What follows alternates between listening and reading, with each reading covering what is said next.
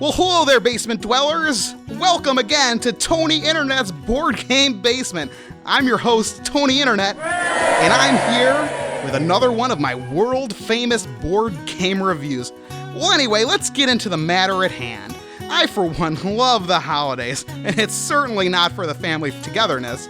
Heck, just the thought of going upstairs fills me with a very real and palpable dread. But the one thing that lifts my heavy spirits is all the pop-up game stores that start to appear in any mall USA just in time for holiday consumerism. Now, last night, my mom dropped me off at the mall with 30 copies of a resume she typed up for me and told me she wouldn't pick me up until the stack was gone. I immediately dumped that pile of corporate obligation in the mall entrance trash can / giant ashtray and decided to head to the food court and press my luck with a man handing out orange chicken samples. Johnny and I have had some issues in the past. That's when I saw her.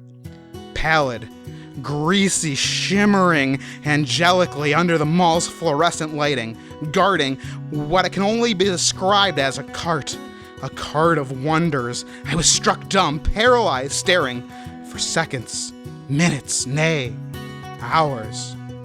The denizens of any mall USA began to take notice, but her, my kiosk enchantress, no, she only stared down at her iPhone.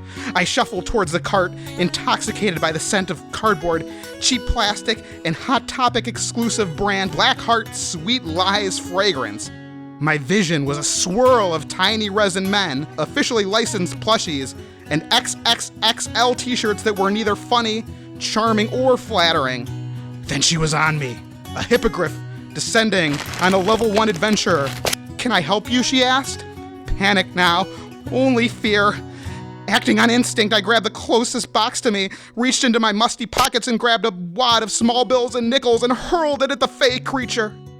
With the object of my heart's greatest desire momentarily stunned, I swiveled on my heelys and fled. I woke that night in the gutter, rats nibbling at the mayo packets, peeking out of my Velcro pockets. Alone. I was finally alone. The only relic of my angel, a cardboard box, clutched tightly against my breast. So hey, let's get to the review. Now, this game is by a company I've never heard of called Avante. I hope I'm pronouncing that right. And the name of the game is the 100-Piece Puzzle. Now, I don't know about you dwellers, but I find this name incredibly evocative. It uses some pretty classic naming schemes.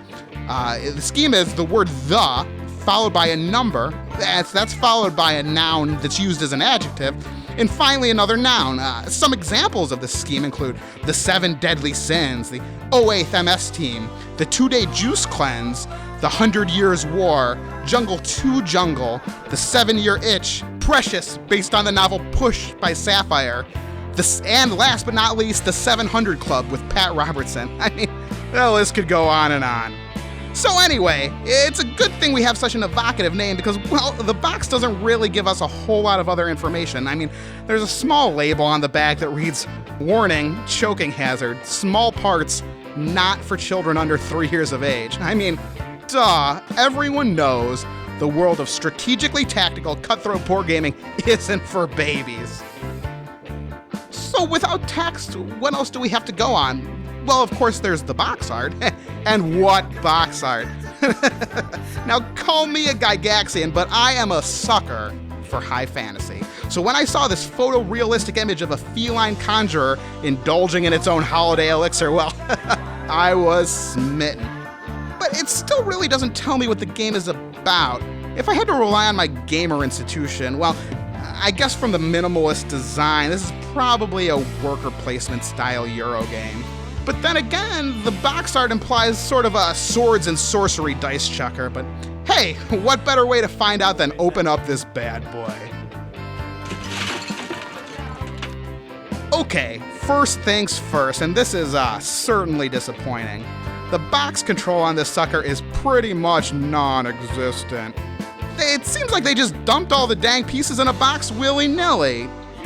Now, it looks like the components have been machined by some sort of, jigsaw maybe? It was really very snazzy, but I'll be darned if I can't find an instruction booklet.